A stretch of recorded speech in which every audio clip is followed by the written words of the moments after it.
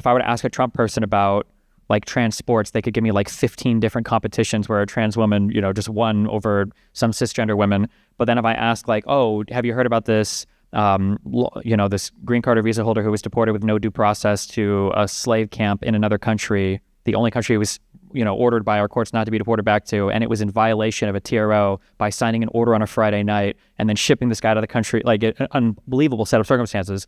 And it's like, well, I really don't know anything about that. Destiny, can I shake your hand? Yeah, sure. Yeah. Awesome. Awesome. I don't want to mess the cameras up too much, but all right. Okay. So thank everybody. Thank you for watching. I kind of wanted to talk about the MAGA is a cult thing, if that's okay with you. Sure. And I want to bring up my argument, I guess, and you can debunk it or deconstruct it however you like. So I think MAGA is more appropriately should be called a culture. When I think of cult, I think of things like the People's Temple, things like the Branch Davidians, or the Moonies, or... I'm curious, for those things, what makes them a cult to you? Why do you view them as cultish? Yeah, I read the book, The Cult of Trump by Dr. Stephen Hassan. Everybody should read it, Republicans too, right? Read it with a grain of salt. Dr. Hassan is critical of Trumpers, but that it's cool, read it, right? So I think the biggest things he goes off of are the bite model and the influence continuum. The bite model being cults control your behavior, they control the information you intake, your thoughts, and your emotions.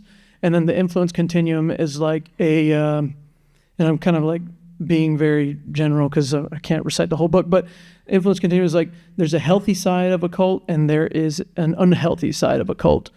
Personally, as a Trump supporter, I'm not really, I don't think my behavior is controlled by the MAGA movement, or my thoughts are controlled by the MAGA movement, or neither is my emotions or the information I take in. Like I can watch your channel, I can watch other like left-wing channels or independents or whatever. Same as I can also watch Fox News too, right? So with that, I also don't see the value in calling a cult like a positive thing. I'm kind of leaning more to where like it's just you're not a cult, because cults are very destructive generally, right? If we look back at the etymology of the word, when I did some research, it's like a cult comes from, the word cult comes from cultus, which was Latin, which comes from colere, which Latin and French, and that meant to till. And it's also, that's where we get words like cultivate from too. And then colere in French is anger. It's like a direct translation to anger. So that's where I think we get like an emotional attachment to the word cult. I'm curious, random question. You ever seen Rick and Morty? No. Maybe like one episode. Okay, don't worry about it. Okay. There's some episode in the first season where they're in like a giant hallucination, and the crude depiction of the hallucination is they're on like a treadmill, and the computer is like generating reality in front of them as they're running.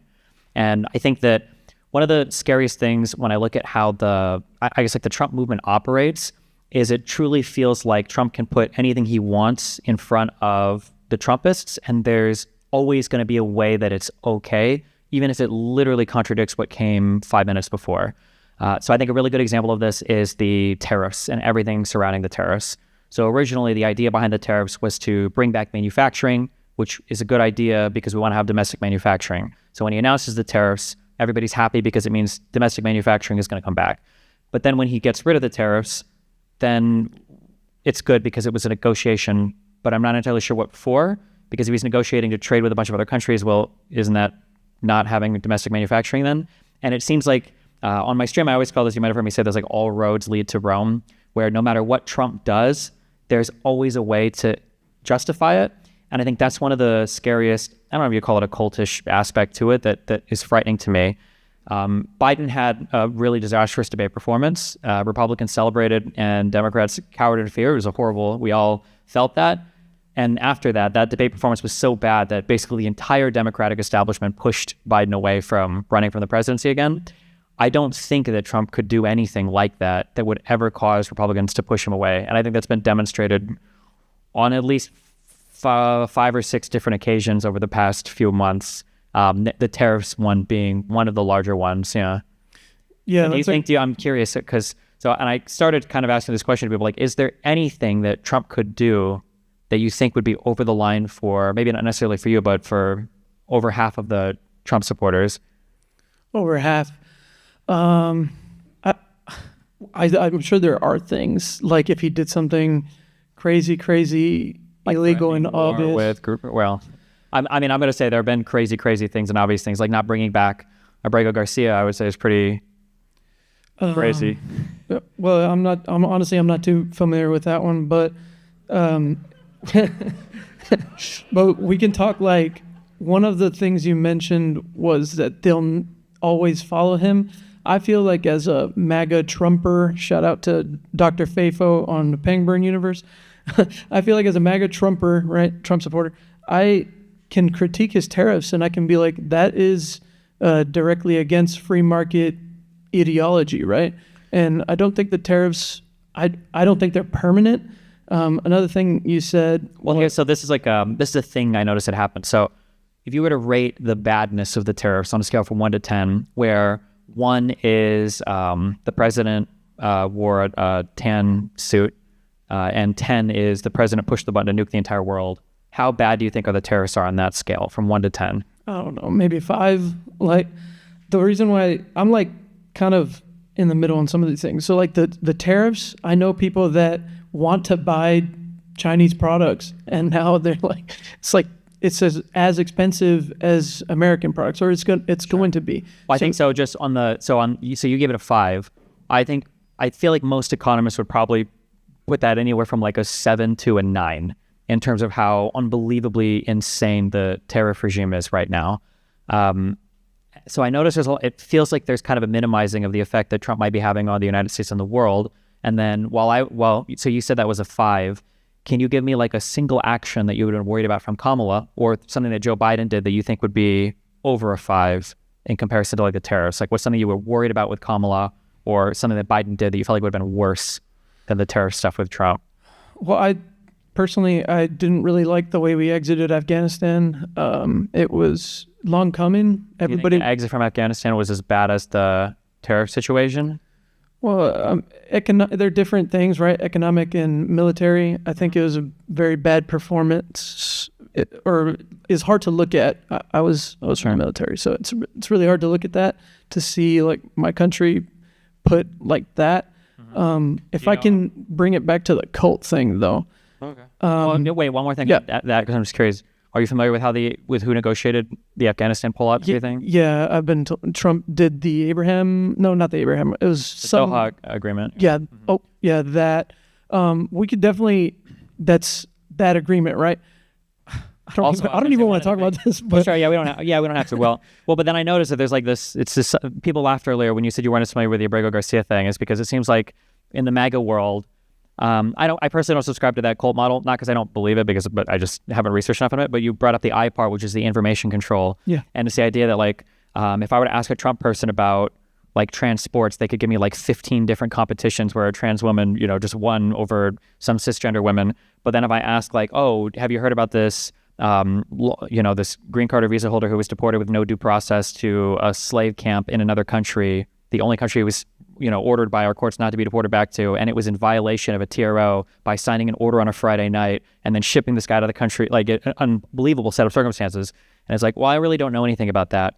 But like in Riley, by the way, and it's just like, it feels like we just moved. It's like, okay, yeah. But same thing with the Afghanistan thing. Like, one of the big complaints that Trump had leaving office was that the deep state was, fighting against him, and, they wouldn't listen to his orders. And one of the orders that he reportedly gave was he wanted to draw down everybody out of Afghanistan before he left. And I think it was Mattis that said, we're not doing that. I'm just going to ignore that.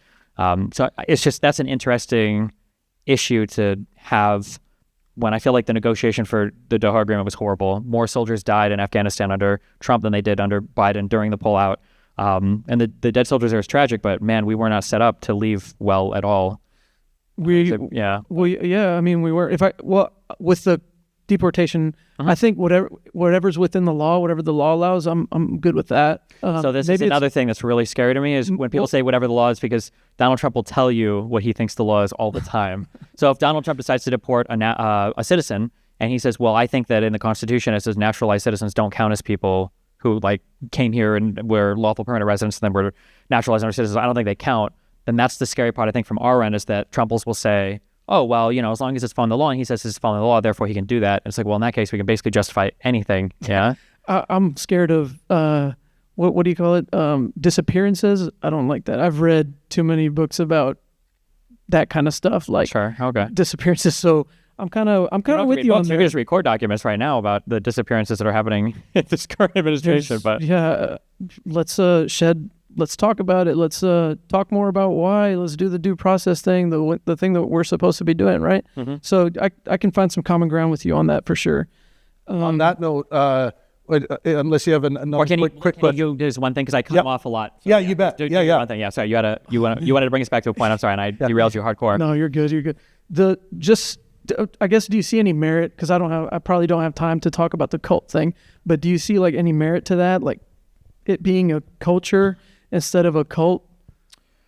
The reason why I talk about it being a cult, it has to do with personal experiences I have and then anecdotal experiences of other people's personal experiences, is that the Trump stuff seems to be manifesting in a way that's unlike any other political movement in history. Like sometimes you'd have people and you disagree politically on things, but I've seen so many people now in my own subreddit, I've gotten emails, and I've had it personally happen to me with personal friends where somebody sends you a message and they're like, hey, did you see this thing on Candace Owens? Or did you see this thing on that RFK said? And I'm looking at it, I'm like, oh God. And inevitably, 6 months later, it'll be like, did you know that Israel not only did 9/11, but they were also in charge of the train derailment? And did you know that blah, blah, blah? And it's like, they're gone. Like, and it's this weird world because people ask me like, how do you get a person out of this? And you have to treat it basically like, I would say like an abusive relationship or a cult where you can be kind of like supportive and loving, but that's it. There's nothing that you can say or do. There is no fact that can permeate the force field or the shield of all the Trump stuff. And I think that's why I view it as a cult. And it's how I think people have to kind of approach people that get sucked into it. But on a scale of 1 to 10, since you gave me a scaling, maybe I can return it.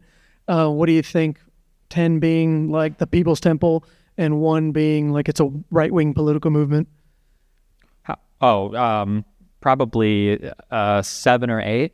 I think even Republicans admitted when Trump came into office, he wasn't really a strong conservative like at all. His lifestyle absolutely is not conservative, right? He's closer to me than fucking for sure. Than anything else. So it doesn't seem to be a movement rooted in conservatism at all. And like all of your traditional conservative values are totally absent now, I think, in the MAGA movement. So he was a Democrat at some point. Yeah. But like, so the People's Temple, I don't know if you read too much on that, but like there was a serious thing that happened. It's where the phrase "drink the Kool-Aid." I encourage everybody to read that. Right.